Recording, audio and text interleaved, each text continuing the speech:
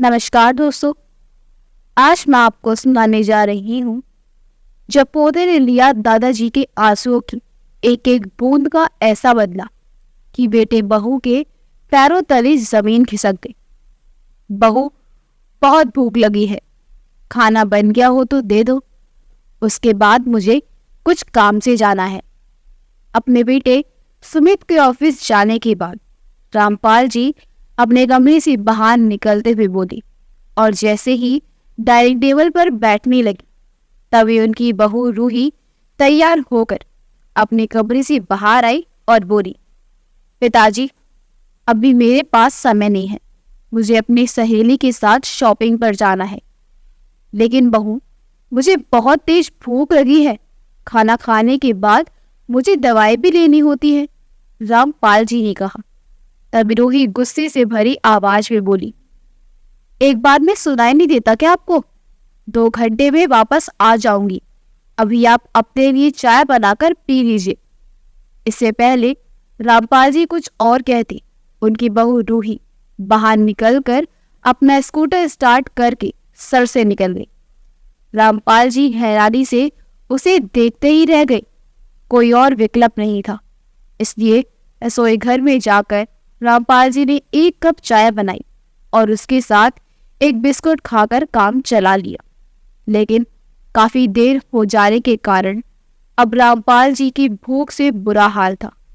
अपने कमरे में बैठे बैठे अपनी पत्नी की तस्वीर को निहारने लगे। बैठे बैठे अतीत के पन्ने पलटने लगे। जब तक उनकी पत्नी कमला जी उनके साथ थी तब तक बेटा बहू दोनों उनकी खूब इज्जत करते थे। अपनी मनमर्जी करना तो दूर की बात थी, बहू तो कभी ऊंची आवाज में बात तक भी नहीं करती थी। बाहर के सभी काम रामपाल जी संभाल लिया करते थे और कमला जी ने पूरा घर संभाल रखा था। बहू भी अपनी सास को बहुत मान देती थी, क्योंकि सास के रहते घर का कोई काम करने की उसे जरूरत ही महसूस नहीं होती थी।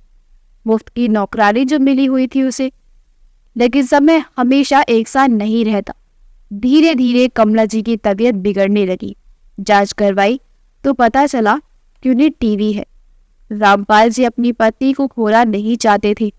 इलाज महंगा था, लेकिन रामपाल जी ने खर्चे की परवाह ना करते हुए उनका इलाज शुरू करवाया।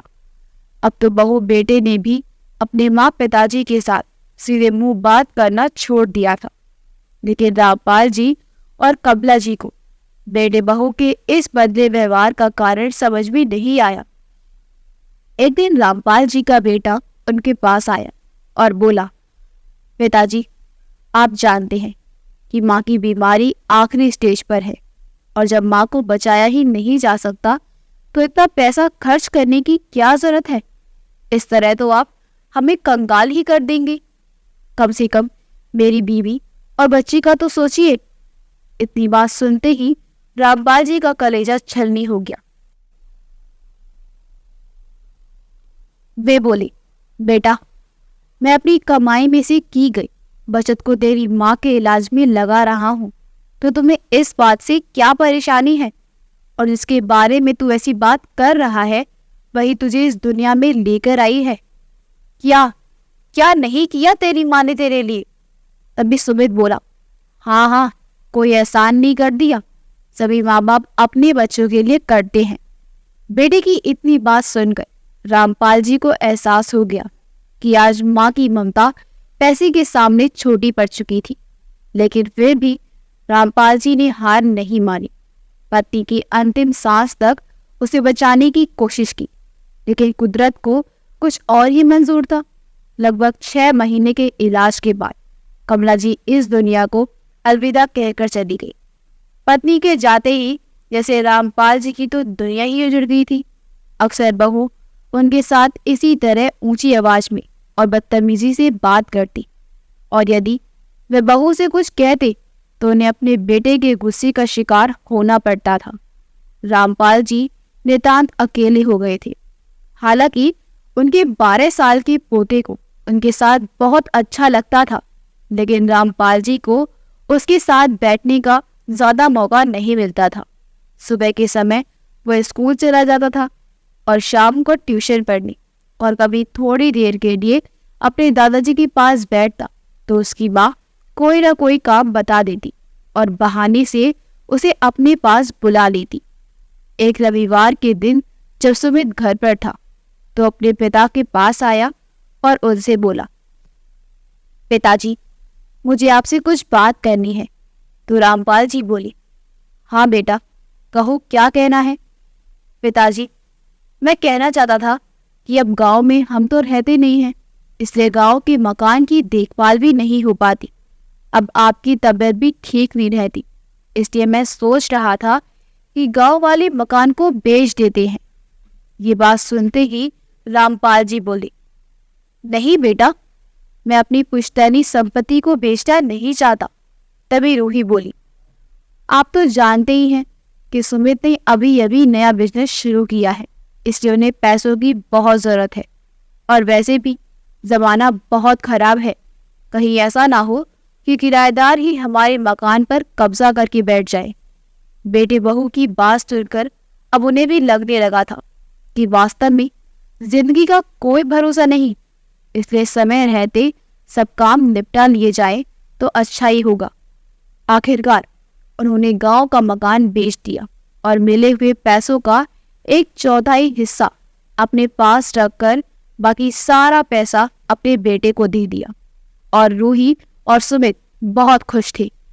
कुछ दिनों तक तो रूही ने अपने ससुर को समय पर चाय नाश्ता दिया, लेकिन धीरे धीरे उसके तेवर बदलने लगे।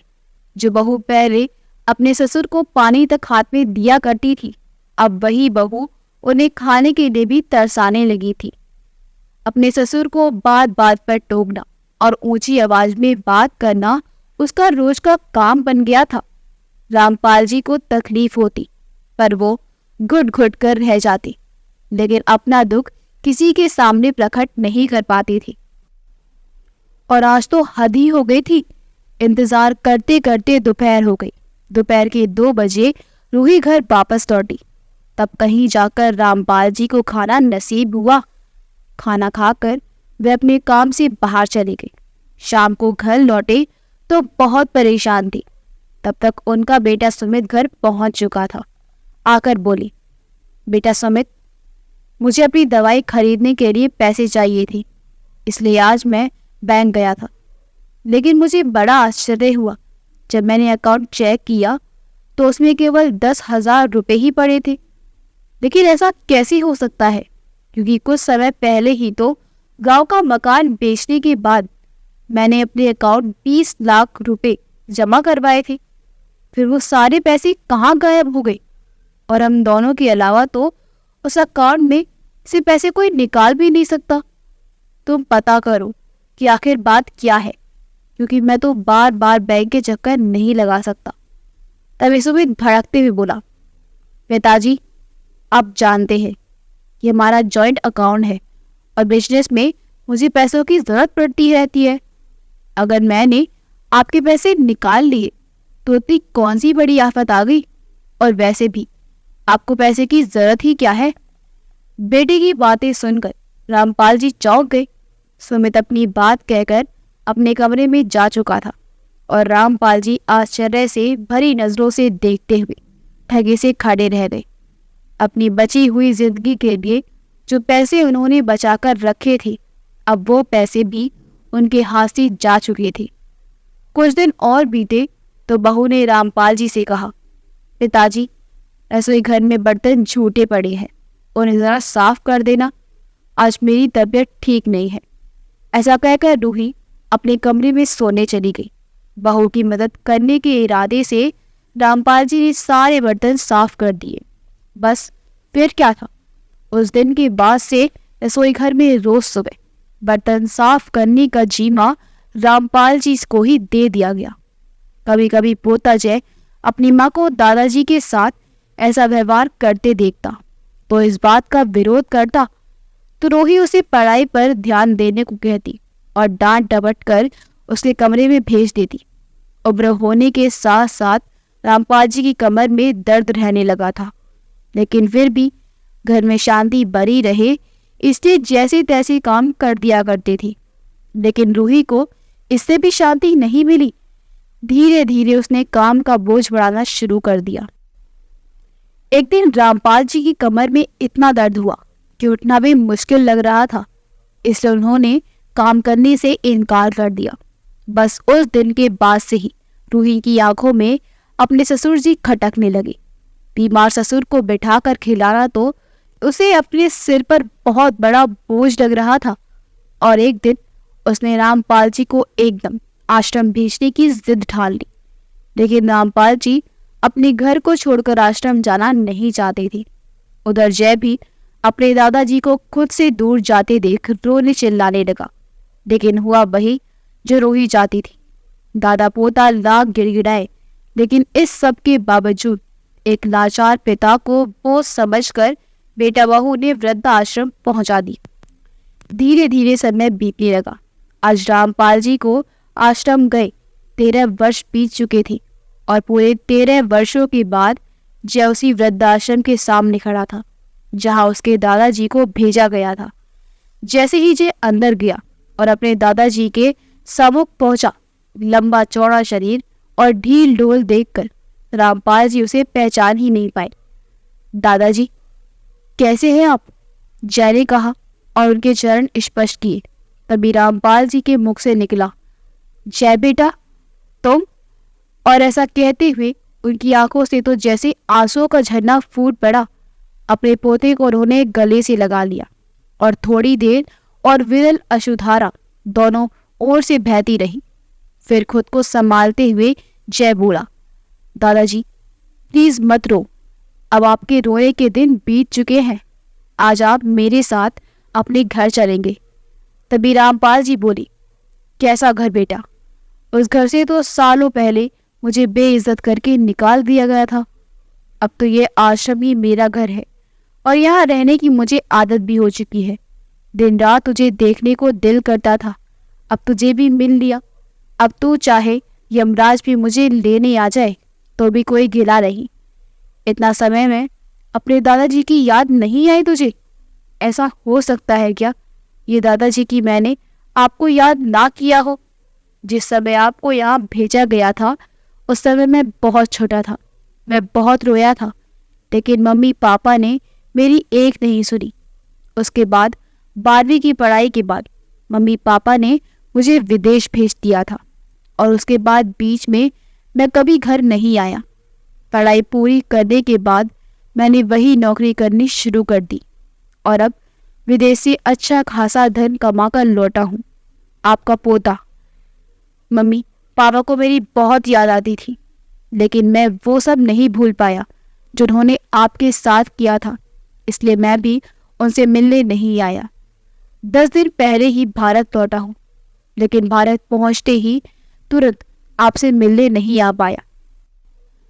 दरअसल बहुत से काम थे जिन्हें निपटाना था, बहुत सी तैयारी करनी थी, जिस कारण मुझे आपसे मिलने में देर हो गई। लेकिन दादाजी, एक बात ज़रूर कहूँगा कि अब मैं आपको किसी किस्म की कोई तकलीफ नहीं होने दूंगा। बात करते करते जय ने देखा कि उसके दादाजी लगातार आंसू भरी आंखों से उसे निहारते जा रहे थे। तभी जय ने पूछा, क्या हुआ दादाजी, कहाँ खो गए? फिर रामपाल जी बोले, मैं तो यही सोच रहा था कि क्या मालूम तुझे मिलने की मेरी आखिरी इच्छा कभी पूरी भी हो पाएगी या नहीं। कहीं तो भी मुझे भूल तो नहीं गया। लेकिन जब अपना बेटा ही अपना ना रहा तो किसी से क्या शिकायत करता। अरे दादाजी, बड़े बुजुर्ग कहते हैं कि मूल से ज़्यादा ब्याज प्यारा होता है, लेकिन जितना आपको अपना ब्याज प्यारा है उतना ही मुझे मूल से प्यार है।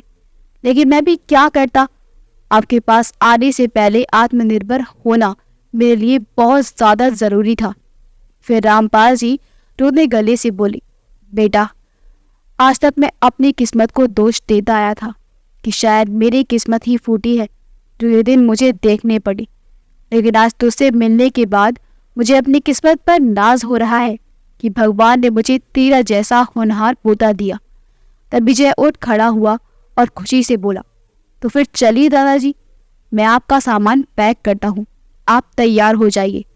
लेकिन बेटा, मैं अच्छी तरह जानता हूँ कि मेरे बेटा बहू कैसे है, मुझे वापस उस घर में कतई नहीं आने देंगे। और वैसे भी मैं यहाँ ठीक से रह रहा हूँ। मैं ये बिल्कुल नहीं चाहता कि मेरी वजह से वापस उस घर में लड़ाई झगड़ा शुरू हो जाए।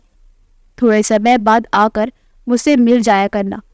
मैं तो बस इतना ही चाहता हूँ, लेकिन अब मैं वापस उस घर में नहीं जा सकता, जय ने कहा। मेरे दादाजी, फिर तो आपकी पौत्र वधू आपके आशीर्वाद से वंचित ही रह जाएंगी। इतनी बात सुनने की देर थी कि रामपाल जी तो बच्चों की तरह चहक उठे। क्या? मेरी पौत्र वधू? जय, क्या तुमने शादी कर ली? नहीं दादाजी, आपके बिना भला मैं शादी कैसी कर सकता हूँ? शादी की सारी तैयारियां हो चुकी हैं, और यदि अब आप मेरे साथ ना चले तो मैं शादी नहीं करूंगा। अरे बेटा, ये तू कैसी बातें कर रहा है? मेरे प्यारे पोते की शादी हो और मैं ना हूं। लेकिन बेटा, ये तो बता कि लड़की है कौन और कहाँ से है?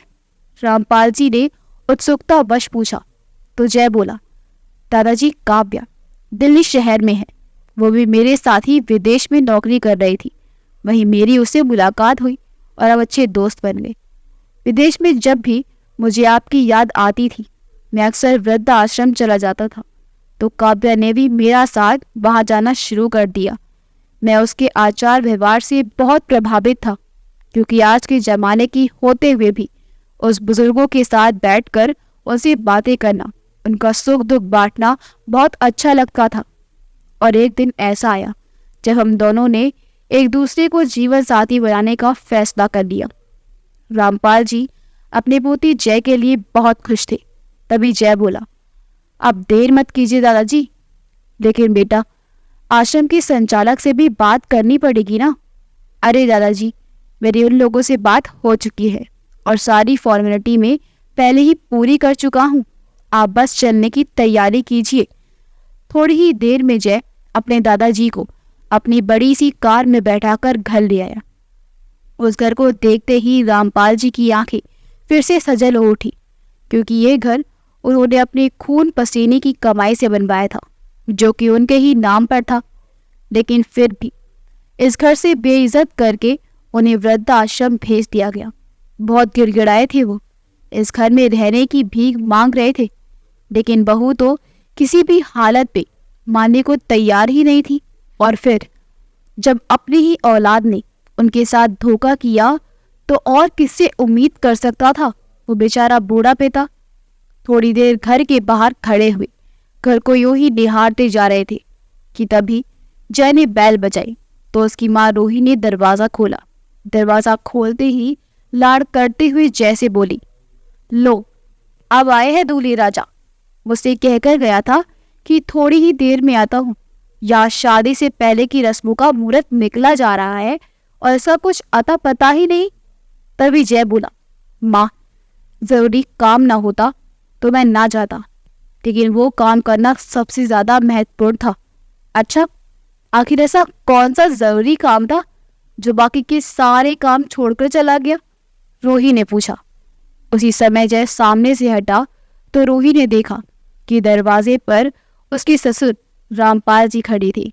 उन्हें देखते ही रूही के होश उड़ गए। उसे तो अपनी आंखों पर यकीन ही नहीं हुआ। जैसे तैसे उसने खुद को संभाला और बोली, पिताजी, आप यहाँ? उसी समय जय बोला, जी हाँ, मेरे दादाजी को मैं अपनी शादी के समारोह में शामिल करने के लिए लेकर आया हूँ, और मेरी शादी तक ये इसी घर में हमारे साथ ही रहेंगे। जय की ही बात सुनते ही रूही दंग रह गई। रूही का मन तो किया कि अपने बेटे को खींचकर एक तमाचा जड़ दे, लेकिन अब उसका बेटा जवान हो चुका था। ऐसा कोई कदम उठाकर वो अपने बेटे को खोना नहीं चाहती थी, इसलिए खुद को शांत रखना ही उसने उचित समझा। फिर सोचने लगी कि जय ने ही तो कहा है कि पिताजी यहाँ उसकी शादी तक रहेंगे, और शादी तो कुछ ही दिनों में होने वाली है। इसका मतलब ज्यादा दिनों तक मुझे उन्हें नहीं झेलना पड़ेगा। और एक तरह से अच्छा ही हुआ कि जय अपने दादाजी को ले आया, वरना रिश्तेदार और जात बिरादरी के लोग विवाह में इकट्ठे होते तो पिताजी के बारे में जरूर पूछते। मैंने तो सबको यही बताया था कि वो गांव में रहते हैं, और अब यदि पोते की शादी में ना आते तो हमारी कितनी किरकिरी हो जाती। फिर मेरी होने वाली बहू काव्या के मायके वाले भी जानते हैं कि जय के दादाजी भी है। वे लोग भी उनसे मिलने के लिए जरूर कहते। अब पिताजी के आने से सब लोगों की बोलती बंद हो जाएगी, पर मुझे भी ज्यादा दिन तक उनका बोझ नहीं उठाना पड़ेगा। शादी के बाद वो अपनी जगह और हम अपने घर। ये सोचकर रूही के चेहरे पर एक शातिर मुस्कान आ गई। अगले दिन जय अपने दादाजी को बाजार लेकर गया और उन्हें अच्छे अच्छे कपड़े खरीद कर दिए। खरीदारी करने के बाद जय उन्हें एक अच्छी सी रेस्टोरेंट में लेकर गया, जहां उन्हें उनकी पसंद का खाना खिलाया।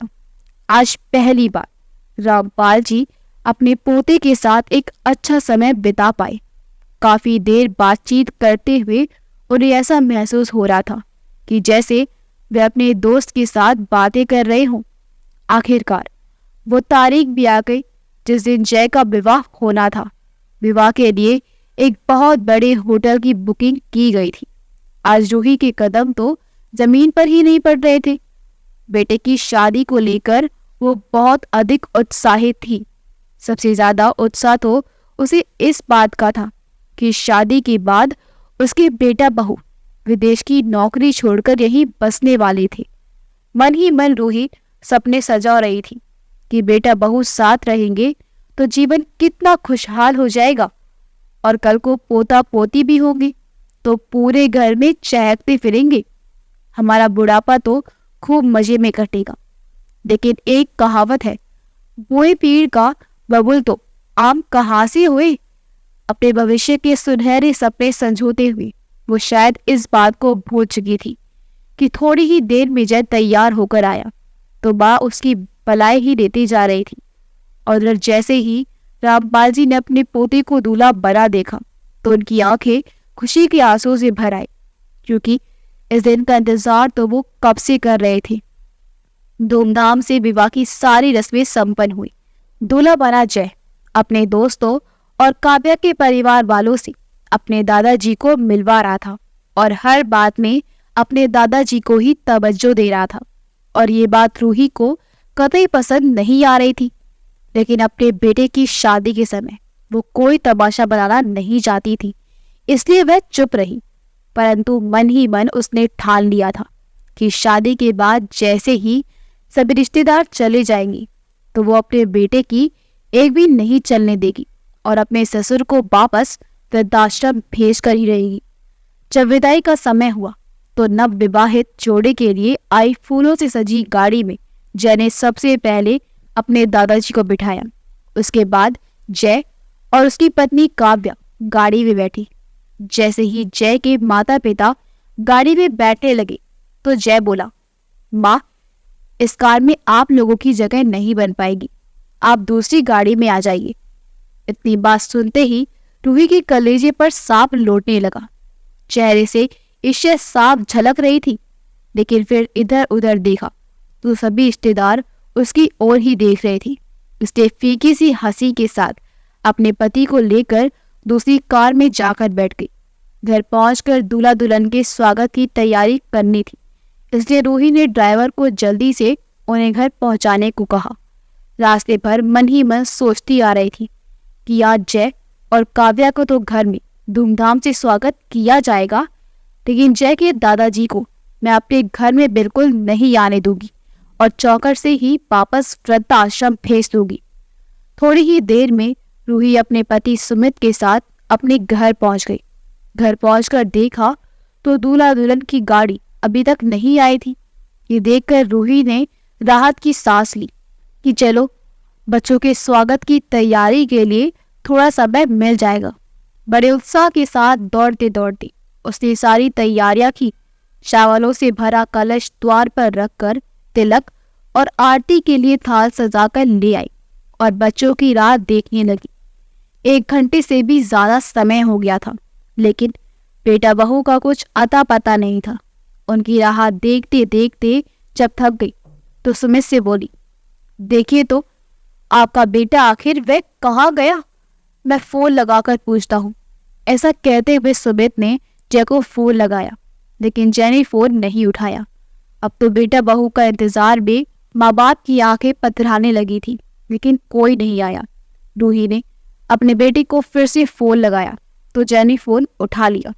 जय की आवाज सुनते ही रूही बोली, हेलो बेटा, तुम लोग कहाँ रह गए? यहाँ मैं और तेरे पापा कब से तुम्हारी राह देख रहे हैं। तुम लोगों के स्वागत के लिए कब से दरवाजे पर खड़े हैं। माँ, वो दरअसल बात ये है कि हम लोग पहले वृद्धाश्रम चले गए थे और वहीं काफी समय लग गया। बेटी की ये बात सुनते ही रूही का चेहरा खिल उठा और खुशी से बोली, ये तो तूने बहुत अच्छा किया बेटा, जो दादाजी को पहले ही वृद्धाश्रम में छोड़ आया। नहीं माँ, आप गलत समझ रही हैं। वो दरअसल दादाजी का कुछ सामान वहां से उठाना था और दादाजी भी हमें अपने दोस्तों से मिलाना चाहते थे, इसलिए हम पहले आश्रम गए थे और वहां काफी समय लग गया। अब हम दादाजी के घर पर जा रहे हैं। क्या? दादाजी के घर से तुम्हारा क्या मतलब है? मतलब ये माँ कि मैंने अपने दादाजी के नाम पर घर खरीदा है। अब हम लोग वही दादाजी के साथ ही रहेंगे। और जहां तक रहा स्वागत की बात, तो उसके लिए आपको तकलीफ उठाने की कोई जरूरत नहीं है। सारी तैयारियां मैंने पहले ही कर रखी थी। नई बहू का स्वागत तो अब दादाजी ही करेंगे उनके अपने घर में। ये बात सुनते ही रूही तो जैसे चक्कर खाकर बेहोश होने वाली थी। फोन स्पीकर पर था, इसलिए सुमित वही पास खड़ा सारी बातें सुन रहा था। तभी सुमित ने रुआसी आवाज में कहा, ये तुम क्या कह रहे हो बेटा? पापा, मैं आपको अपना एड्रेस भेज देता हूँ। आप लोगों को जब मिलना हो तो यहाँ पर आ सकते हैं। ऐसा कहकर जय ने फोन रख दिया और उन्हें व्हाट्सएप पर अपना एड्रेस भेज दिया। 10 मिनट के भीतर ही रूही और सुमित एक खूबसूरत से आलीशान घर के बाहर खड़े थी। घर के गेट पर बहुत सुंदर नेम प्लेट लगी हुई थी, जिस पर बड़े बड़े अक्षरों में लिखा था, रामपाल निवास। ये सब देखते ही रूही तो जैसे अंदर तक जल भुन गई थी। वही सुमित गुस्से से लाल हो रहा था। उसी समय दूल्हा दुल्हन की फूलों से सजी गाड़ी वहां पहुंची और जय अपने दादाजी का हाथ पकड़कर उन्हें घर की ओर ले जाने लगा। तभी रूही ने गुस्से भरी आवाज में कहा, ये क्या बदतमीजी है जय? अपना घर छोड़कर ये तुम किस घर में जा रहे हो? माँ, शायद आपने ठीक से पढ़ा नहीं। ये मेरे दादाजी का आशियाना है। घर के बाहर उनका नाम भी लिखा है। फिर आप मुझसे ये सब क्यों पूछ रही हो? और हम लोग, तूने हमारे बारे में कुछ नहीं सोचा? जिन्होंने तुझे पैदा किया, पाल पोस कर, पढ़ा लिखा कर इतना बड़ा किया, किंतु आज इस मुकाम पर पहुंचा है तू। इतना स्वार्थी कैसे हो सकता है बेटा? पिता ने जय से पूछा तो जय बोला, क्यों पापा? दादाजी भी तो आपके जन्मदाता हैं, जिन्होंने आपको इतनी मेहनत करके आपको पाल पोस कर बड़ा किया, आपको पढ़ाया लिखाया, समाज में खड़े रहने के काबिल बनाया। लेकिन आपने उनके साथ क्या किया? आपने तो उनके सिर से छत ही छीन ली।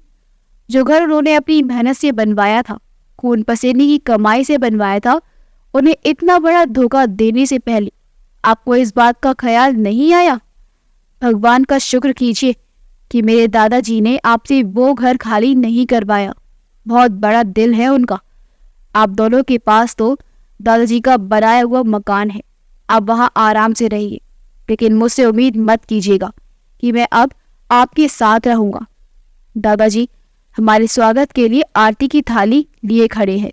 यदि आप आना चाहते हैं तो थोड़ी देर के लिए आ सकते हैं। ऐसा कहकर जय अपनी पत्नी का हाथ पकड़कर चौखट तक पहुंचा तो रामपाल जी उन दोनों को तिलक लगाते हुए उनका स्वागत करने लगे। उन्हें दिल से अपने बच्चों के लिए अनगिनत दुआ निकल रही थी। आरती के बाद उन्होंने दोनों हाथ उठाकर उन्हें खूब आशीर्वाद दिया। उधर बहू के सामने बेटे के मुंह से ये बात सुनते हुए रूही और सुमित शर्म के मारे जमीन में गिरते जा रहे थे। उनके अपने कर्म भी उनके सामने आ खड़े हुए थे। उनकी आंखों से आंसुओं की धारा बहती जा रही थी और आज जय अपने दादाजी के आंसुओं की एक एक बूंद का हिसाब कर चुका था। तो दोस्तों, आपको ये कहानी कैसी लगी? लाइक और कमेंट करके ज़रूर बताएं और चैनल को सब्सक्राइब करना बिल्कुल ना भूलें। आपका बहुत बहुत धन्यवाद। मिलते हैं अगली वीडियो में।